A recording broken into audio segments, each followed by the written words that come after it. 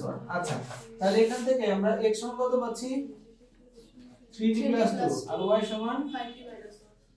5t - 1 তাহলে এখান থেকে t এর মান বের করে ওখানে বসাই দিই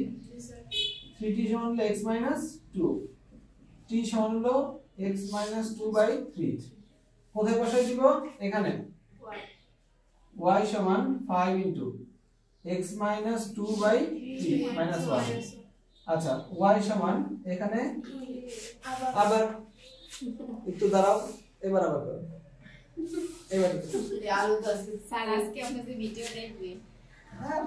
আমরা তো সমস্যা নেই আচ্ছা এদিকে দেখো এখানে 3 লসাগু তাই না 5 x - 2 - 3 আচ্ছা 3y